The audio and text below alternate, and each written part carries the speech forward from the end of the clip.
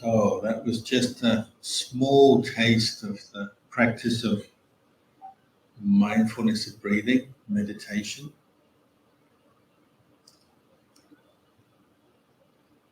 If you ever want to know what the Buddha practiced, what made the Buddha,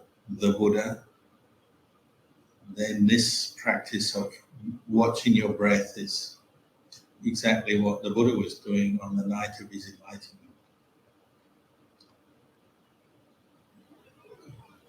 And it's considered to be the crown of all meditation techniques.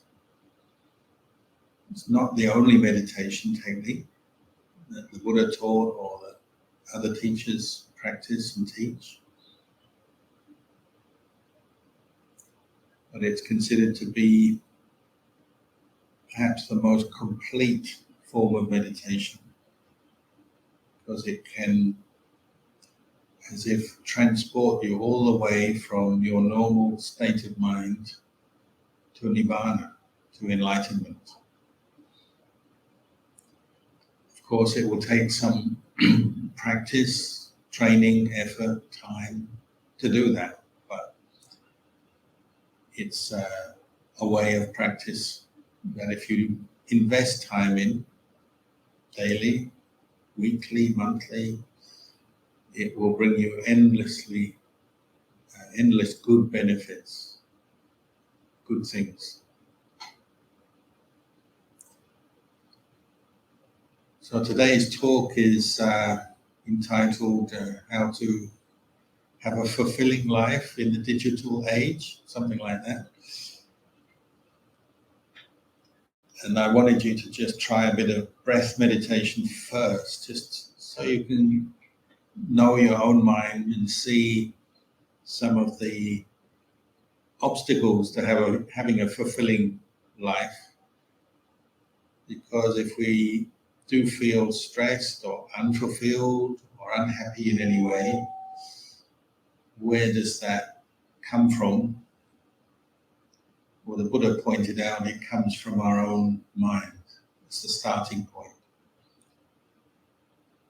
And so the more we get to know our own mind, develop it, improve it, train it, the more opportunity we have to experience fulfillment and happiness.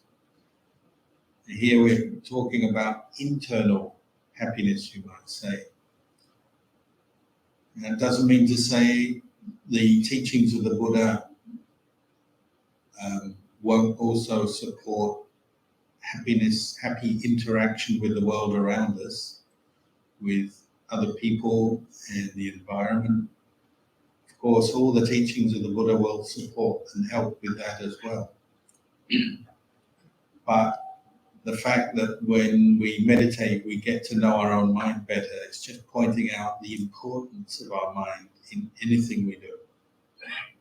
Our state of mind, our attitude, our views, our thoughts, how we feel, this is all so important. And we miss it. A lot of the time we're just missing our own mind, what's going on. We're not very aware of ourselves, let alone other people. We don't know what other people are thinking, feeling either. But we often don't even know ourselves. And you might notice in the course of your day how often you jump to judge other people in different ways. Like, this person is really good or bad, a friend, a foe. This person is really cool, this person is really stupid, annoying. We make all these judgments about other people all the time, people we often haven't even met or know.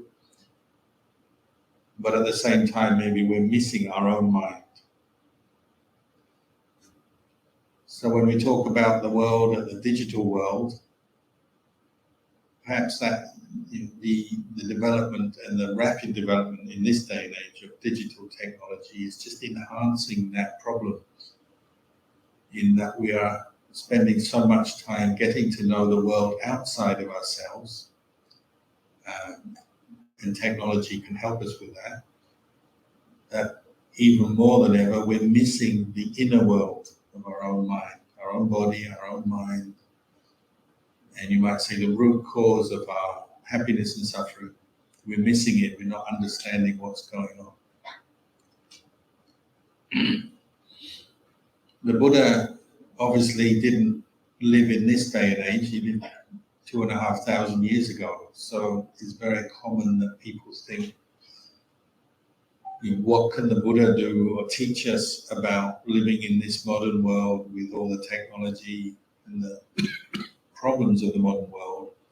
How relevant are the Buddhist teachings to that? And that's a fair question, but again, people often jump to conclusions and say, well, the Buddha didn't teach anything about digital technology because it didn't exist. And in one sense, yeah, that's true, but the Buddha did teach about the material world and giving us tools and wisdom to interact with the material world skillfully and for our benefit and the benefit of others. And what is digital technology? Well, it's just human beings manipulating and developing the material world for our use. And it's not that in the time of the Buddha there was no technology at all. It may not have been digital technology, but there's a famous teaching the Buddha gave about chariots.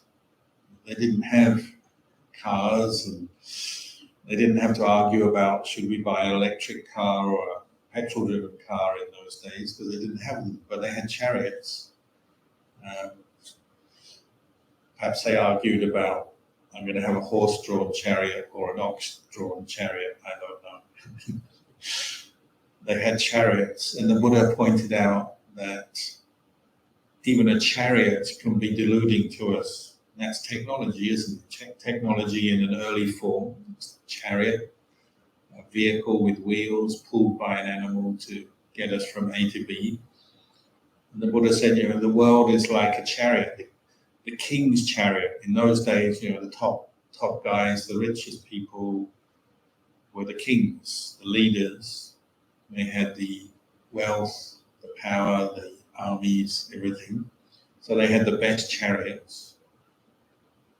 And the Buddha warned people, said, when you look at a chariot, the king's chariot is beautiful, ornate. They don't have decorations because it's a king's chariot, just like we might decorate our super yacht today if we're a billionaire, or our car, or our home, whatever, or even a phone. People sometimes like to decorate their phone, don't they? They get a gold-tipped phone. Well, in those days they had gold-tipped chariots. And the Buddha said, be careful, this is deluding. And we're all probably guilty of it, aren't we? We see something that catches our eye, a new design, bigger, better design, more complex design, and that can apply to digital technology as much to any other technology. In those days, it was chariots. And he said, beware of the deluding nature of a chariot, because in the end, a chariot also wears out, gets old, falls apart, breaks down, needs repair, needs maintenance, needs a new paint job.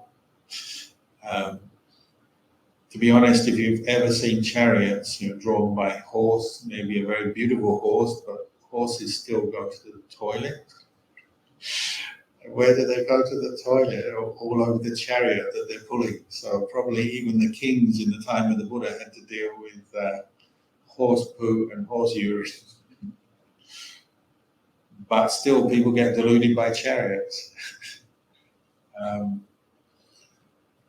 They actually, once they did, or probably quite often, they're doing research into mobile phones, the sort of heart of modern digital technology, and they said there's almost no mobile phones in the world that you can't find human excrement on. Perhaps that's because human beings like to take their phone into the toilet and use it there. They're so addicted. I don't know. Or maybe they don't wash their hands properly. But if you grab anyone's human phone, however beautiful, good looking it is, however advanced the technology, if you scan it, as a forensic scientist or something, you'll still find some human excrement there, at least a little bit. That's just like the Buddha teaching us, isn't it? He's saying, look, however great this world looks, however alluring, beautiful, fascinating it is, whether it's digital technology or any other kind of technology, it's imperfect. Doesn't last. We all know that. Phones break, they wear out. It's imperfect because it doesn't last. You're constantly having to maintain it, clean it, adapt it, sort it out when it gets clogged up. Not necessarily with physical dirt, but with all the data that you store on it. It gets to the point where it may not work properly anymore, or it freezes up, whatever. You constantly have to keep minding that digital technology. So it's imperfect. The Buddha's word is dukkha. It's imperfect. It's impermanent, imperfect, and it's not self. You may say this phone or this computer or this car or even this chariot is mine. I own it. Especially if you're a king, you say, oh, I own this, I own everything. Nowadays, we're all kings and queens, aren't we? We buy our phone, we earn our money, buy our really good quality new phone or new tablet, new computer. We say, this is mine. And we protect it, look after it. Anyone says, can I use that? Hey, imagine if you're using your phone and a stranger comes along and says, can I use that? You're going to think twice, aren't you? They're going to steal it, they're going to break it. It's annoying, I'm using it, why can they use it? You have a sense of self, a sense of ownership. Just as the kings in the time of the Buddha owned their chariot, that was their chariot, you have your phone and you own your phone. And you suffer for it because a phone is not self. Anything you say, I own, you're wrong. That's basically the Buddha's answer. That's the Buddha's wisdom. Nominally, it's yours. Of course, you sign a contract, you buy the phone, pay the money, you say it's yours. But it's not, because it doesn't do exactly what you want, does it? It will get lost. It will break. It will get stolen. It will fall down the side of the seat on the aeroplane. It will fall out of your car window, whatever. Or maybe if you're in the botanical gardens, maybe the monkey will steal it out of your hand. So when that happens, just say, this is the Buddha teaching me. Phones are not self. This is the message of the Buddha since that day, 2,500 years ago, when he said, beware of getting lost and deluded by the royal chariot, its beauty, the sense of ownership. Beware, because ultimately it's not yours. It's not, you don't own it. It's a collection of physical elements, earth, air, fire, and water. Whether you put those elements together very well and make a chariot, or you put them together very well and make an iPhone or Samsung or any other brand, same thing. It's just a collection of physical elements that are still subject to impermanence, suffering, not self. These are what we call the three universal characteristics that the Buddha encouraged us to learn about, find out about, observe in daily life. Why? To help free us from our delusions. Because when you see things that are impermanent as permanent, through delusion, through a mistaken understanding of truth, you could say, you can suffer, can't you? Because if you're seeing something that's inherently impermanent, changeable, subject to change, if you're taking that as permanent, when the change comes in one way or another, you won't be happy with it. Especially a phone, the phone breaks, you're not happy. The phone wears out, the phone somehow or other changes, you're not going to be happy. Generally, the more it costs, the more unhappy you are with that change. Especially if someone borrows it or pinches it, or it just runs out of charge, it runs out of power, you're not going to be happy. And the same with the imperfections of a phone. Phones go wrong, phones don't always operate as you would like them. If you're not seeing that, you suffer. Oh, why is my phone not working? You suffer, don't you? If only in a little way, sometimes in a bigger way. The information that the phone conveys to you, that message from someone who's been very rude and insulting to you, suffering. And then if you take that phone as self, my phone, when it doesn't do what you want, it's no longer under your control, you suffer. So seeing impermanence, imperfection, not self, is a way to free our mind from suffering. I'm just summarizing here, but you could say this is the essence, the heart of the Buddhist teachings, and the wisdom that the Buddha was giving us and encouraging us to develop. And it applies to the digital world, digital technology, whatever technology you can think of or know about in this day and age. Here we're at the Science University, you're studying all kinds of technology in one way or another, either using the technology to study or actually studying technology itself. Whatever it is, it's still subject to impermanence, imperfection, and not self. First, you can only take my word for it, or take the Buddha's word for it. But the Buddha's challenge was, well, go away and really look at it closely. Ask these questions, observe the truth, and you'll find out what I'm saying is true. He was fully confident in what he was saying, because the Buddha did really contemplate and reflect on this in a very deep, profound way for a long time, until he was absolutely sure this is the nature of the world, the universe we live in. It's impermanent, unsatisfactory, not self. That doesn't mean to say digital technology or any other technology is all wrong or bad. Not at all. It can be very useful.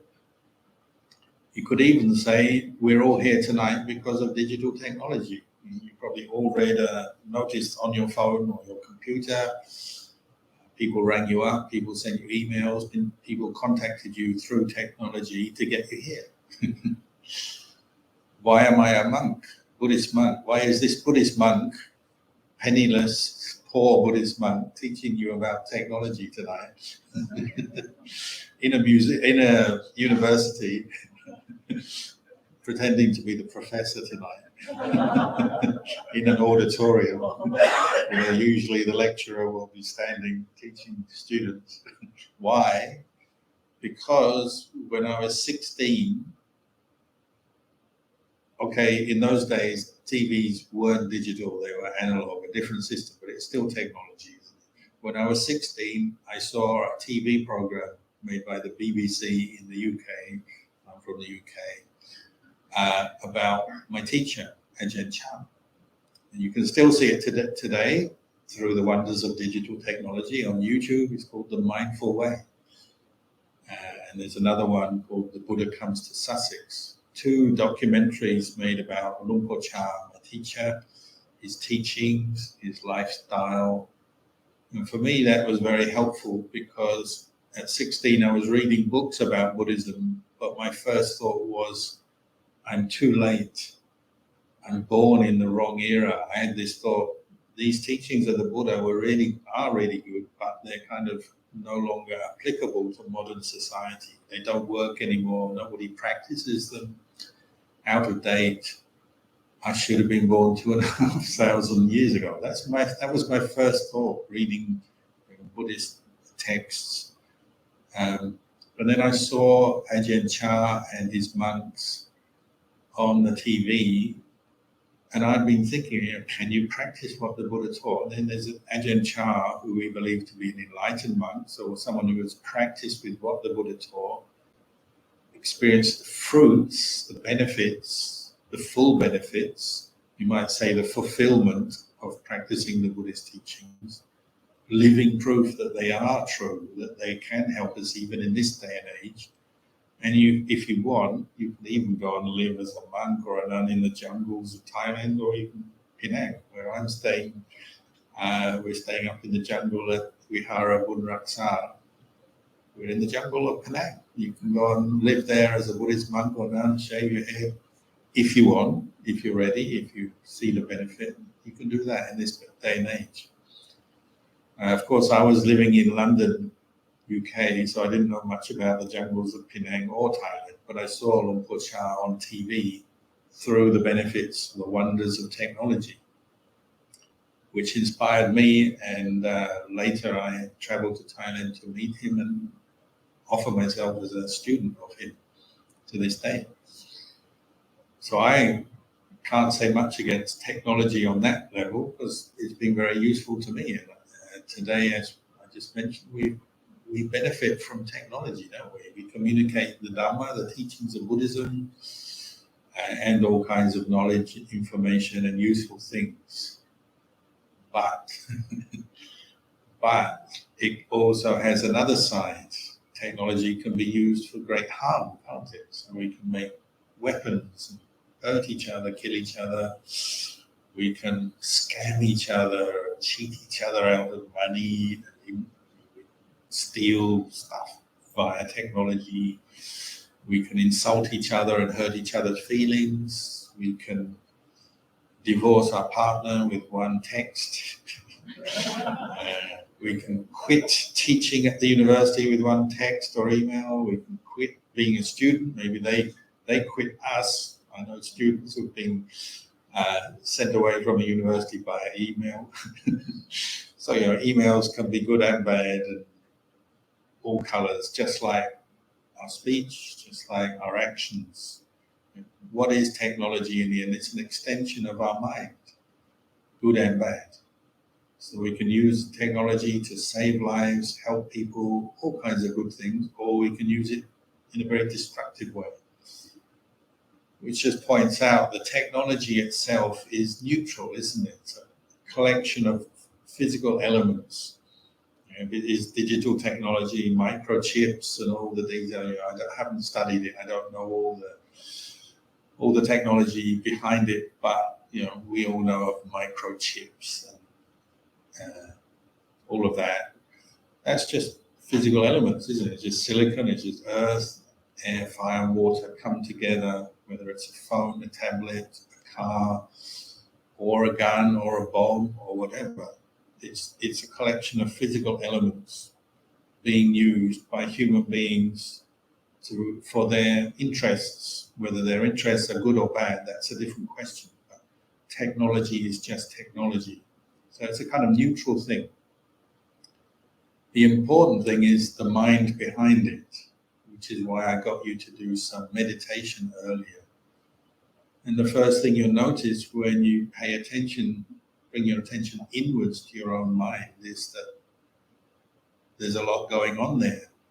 And maybe we're missing quite a lot half the time. We're not fully aware of our thoughts, whether they're particularly skillful, conducive to our happiness, peaceful, or maybe very negative, very stressed, very unhappy thoughts.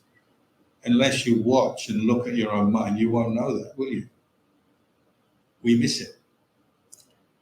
And even though digital or any other technology can have a bearing on our state of mind and can help us facilitate learning how to understand our mind better, in the end, we also have to develop certain inner qualities which are separate from technology. And that means develop the mind itself to know itself.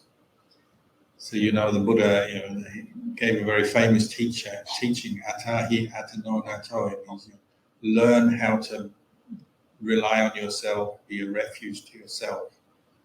We have to get to know ourselves better. And that simple truth hasn't changed, whether it's this day and age or 2,500 years ago. And that's why the practice of mindfulness, wise reflection, learning to reflect on our experience as human beings is so valuable, because we need to know ourselves. in order to be free from suffering and lead a more fulfilling life. I would say it's impossible to lead a fulfilling life simply surrounding yourself with a lot of technology but not knowing your own mind. It may distract you for a while, and we all know the technology can be very distracting, very addictive, very confusing, complex, distracting. And so you could spend your whole life chasing, as it were, following technology, being absorbed into technology all the time. And it can bring us comfort, can take us out of ourselves so we forget some of our problems, maybe almost like a form of intoxication, isn't it? Like drugs. If you have some stress, you might go to your phone, go to your computer just to get away from that stress. We can do that. We can watch movies, read, listen to music, and so on. Technology can do that. But really, deep down, if we're to free ourselves from stress and suffering, we have to know our own mind. The Buddha's proposition, or the Buddha's suggestion, is that the real root cause of our stress and suffering in life is not out there. It's not other people, it's not the technology, it's not the world, it's our own mind.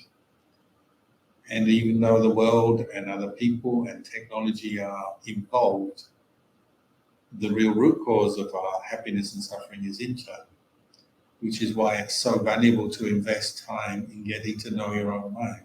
And to do that, you have to develop the qualities that will help you know your own mind. Therefore, you get this central teaching to Buddhism of mindfulness, developing, you might say, self-awareness, the ability to know your mind, know yourself. Because once you know in yourself, then you can use your intelligence to understand things and reflect on things and see what's going on. If you ever practice meditation like we did just now, there's these two main qualities. You're developing mindfulness. Usually we have a technique, so it may be mindfulness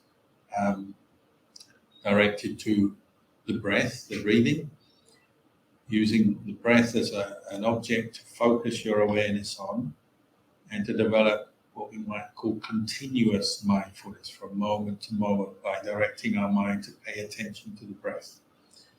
That obviously takes some effort, some practice, because your mind won't be compliant. Not like all of you who are very nicely sitting listening to my talk. You tell your mind, stay with the breath, and it will do it for precisely 5 seconds. And then you start thinking about something again, or looking, or moving, or something. There'll be a distraction will come in. So to get to really know the breath and train in mindfulness of breathing, you have to practice. It's probably where most people's weakness is, or the main initial obstacle is. If we don't give it time, we're not ready to do that. But if you feel ready, that's what you have to do. Put some time into training in mindfulness, using the breath. You could do it as a daily exercise, even just 10 minutes a day is valuable. Develop some continuity of mindful awareness, get to know yourself better. And that's the first thing you need to do. You have to get to know yourself before you can change or improve or experience a more fulfilling life. You have to get to know yourself.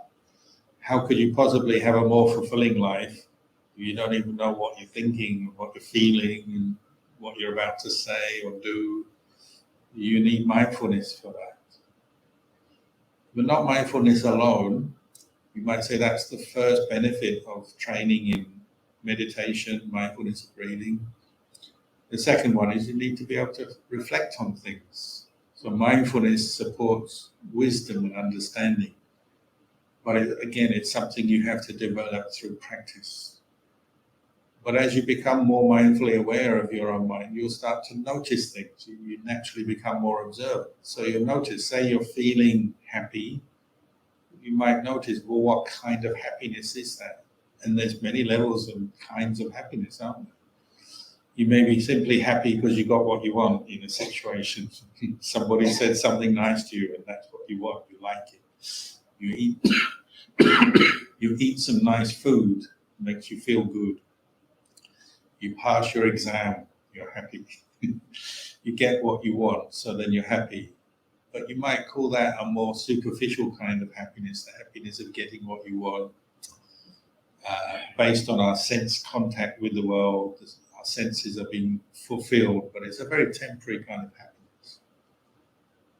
But if you keep developing mindfulness and reflecting inwards on yourself, you might also notice that there's also a more deeper, fulfilling kind of happiness that we can experience as human beings, which is not dependent on just getting what you want. It's more about developing certain qualities that bring a very deep, profound feeling of happiness. So number one would be mindfulness. And number two might be wisdom, what we call wisdom, understanding the way things are.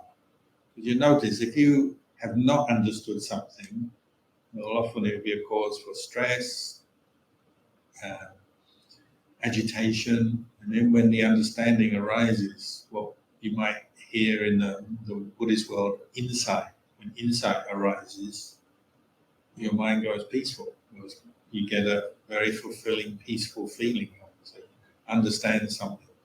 That might be, for example, you get ill. You have pain, you have discomfort, or you have symptoms. You go to a doctor, they say, well, you've got this, you've got that.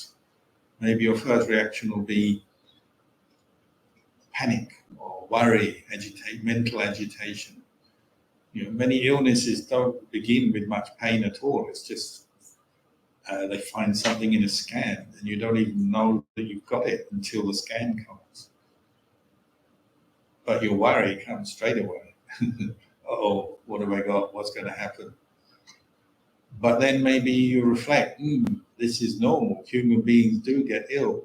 Especially as we get older, the body changes, weakens. Illness is quite normal. It's quite ordinary.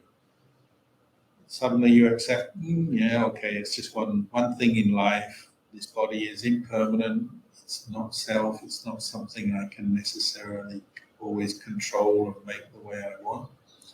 Maybe I just have to accept I'm ill, and I'll take the treatment, go through the treatment, do whatever I need to do, the best I can, go to the doctor, consult them, get the treatment, fine.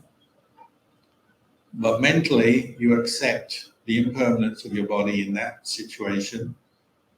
This is an example of what we call insight. Oh, this is how it is. You get ill, it feels like this. It's not good, of course. It's not what you want, but it's just part of life. And your mind accepts it, then it goes peaceful, doesn't it? A lot of that agitation just disappears. It's one of those things. Hopefully there's a treatment for it. You get better. Maybe you'll be completely free from that illness sooner or later. A wonderful thing. But more important is the acceptance of the impermanence, unsatisfactoriness, and lack of self in your body, or the normality of sometimes getting ill or even injured. That would be an amazing understanding that would come when you bring up some mindfulness and reflect on your situation in that example. My teacher, Ajahn Kalyano, he would have very amusing ways of dealing with things like this. If somebody came to him, one of the monks saying got ill, and say, "Oh, Luang Por, I'm ill," he might answer, "I was waiting for that." Because he's totally in line with reality, is that human beings get ill from time to time. You might even call just sitting in your seat, feeling a bit of pain, that's a form of illness, isn't it? So you move your body to relieve yourself of that ache or pain. That's actually a form of illness, the illness of the body, because the body doesn't stay perfectly comfortable all day long, doesn't it? You walk a long time, you get tired, you sit a long time, you get some pain. Even lying in bed, you can't do that forever, you get pain. This body is bound up with some pain, gets ill from time to time, we get older every day. It's not perfect, it's imperfect, it's dukkha. Ajahn Chah saw that all the time because he's a very wise, well-practiced person. developed his mindfulness, investigated his own experience as a human being. So he's always knowing, oh yeah, we get ill. So a monk goes, oh, I've got some illness. And say, oh, I was waiting for that. Probably what you would want, you'd want the other kind of happiness in that situation. You say, I want sympathy. Give me sympathy. So, oh, sorry, you're ill. Let's look after you. Most monks, when they're in the forest on their own and they get ill, the first person they think of is not Luang Por Chah, they think of their mother. Oh, if mum was here, she'd be giving me the food I want, comforting me. That's that other kind of happiness, the kind of temporary get what you want happiness. That's the happiness of digital technology. It's like that, unfortunately. It's like press the button, get what you want. It's that kind of happiness. It doesn't last that long. It's only, it's not wrong, but it's just very limited. A better kind of happiness would be the happiness to know, oh, I'm ill. That's the way it is. So Ajahn Chah would say things like that. He said, oh, it's just like that. You have a human body, it gets old, sometimes it gets sick. You sit for a long time, you get pain. You don't eat food, you feel hungry. These are the normal kinds of suffering of a human body. It's just like that. This is a much deeper insight, and it reflects a much deeper happiness that comes when you see the way things are. So whether it's a phone, a computer, a chariot, an ox cart, or your own body, or anything else you can think of in this world, this is the nature of the world we live in. It's temporary, impermanent, subject to change. It's imperfect, unsatisfactory, and it's not self.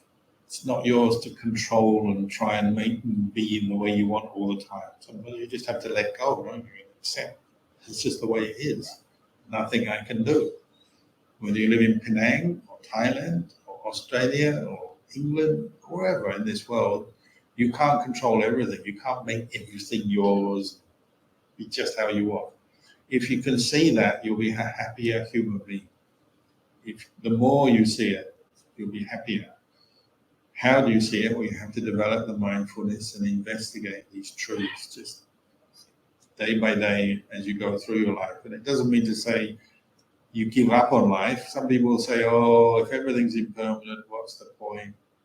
No point working, earning money, having a family, going anywhere, studying. What's the point of doing my exams if it's all impermanent? It's not, it's not that at all. It's simply knowing that, okay, if you do an exam, if you pass, well, that's probably a sign you've prepared yourself well. You were lucky, the questions were on your side. Some years it's questions you've never seen before and you fail or do badly. Sometimes the questions are more in your area so you can do it. If you pass or get a good score, there'll be causes and conditions that led up to that. If you get a bad score, there's causes behind that. Even exams are not self. If you're not seeing that, it's, oh, did I pass? Did I fail? That's when the sense of self takes over, and that's why we suffer. But if you're mindful and reflective, it may be, I didn't really do enough work, so perhaps I won't get a good mark. Or spot on, this is my subject, I'm really good at this, I can do this, get a good mark. There'll be causes and conditions, but really it's not self, is it? If you can be mindful and reflective on it, even exams don't have to cause you suffering. You just know what is what, you can accept it. In the old days, pre-digital, now you do an exam, you get your results on email. Very quick. In the old days, pre-digital, it would all be sent by mail, what we call snail mail. Maybe snails, they have their place in the world. Snail mail, so they have a letter or a brown envelope would come. So in the old days, when the kids in Melbourne did their high school certificate to get into university, they finish the exam, the results come in the brown envelope. Before they open the brown envelope, they would bring it to me. And they Luang Por, can you bless this? I say, hold on, I'm not a magician. You've already done the exam. The result is here. I can't change it. They go, please, please. And the more they go, please, the more you think, this one's worried. It didn't do enough work. You open for them and take a bit of the tension out of the situation. But the exam result is the same. You can't change it.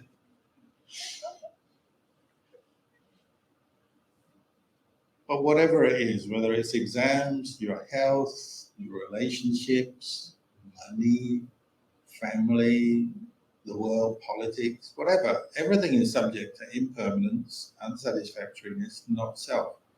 It's almost like a game. The Buddha has set you this task that see if I'm wrong. But you have to do that for yourself. That was Luang Por Chah's message. He didn't say, oh, I'm going to kind of spoon feed you the Dhamma and give you all the answers and you just sit there like in uni and do that. He said, go off and practice.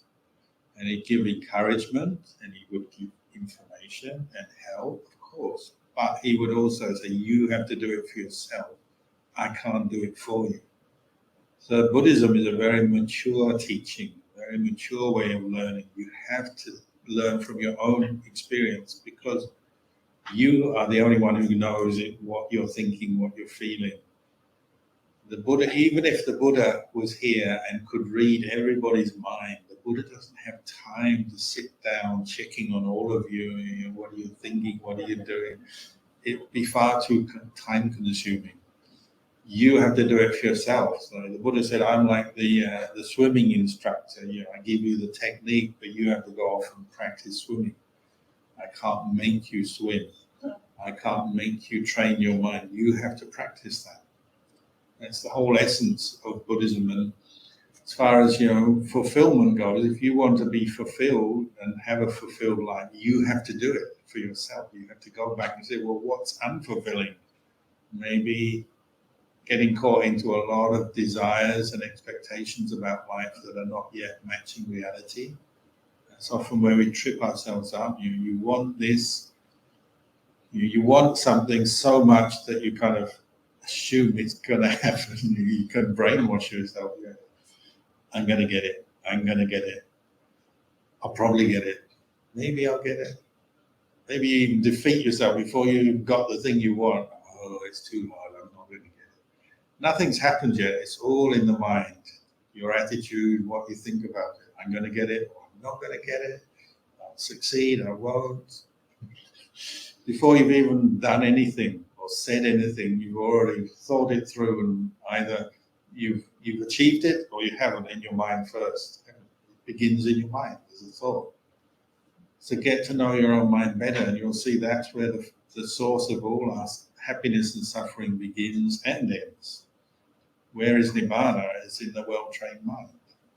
It's not out there, some place you have to go to. It's not like you have to build a rocket and go to the moon to get to Nibbana. It's not like that. Nothing wrong with building rockets. Good use of technology and nothing against that, but it won't get you to Nibbana. You have to go inwards. And this is where most people don't fully understand or appreciate, not just Buddhism, but just generally, life in general. We miss our own mind so much. The Buddha called it delusion. We're not noticing how we're thinking, how we're feeling, so it catches us out. How many people come and say, oh, when I get angry, it just comes out of nowhere. It just comes up so strong out of nowhere.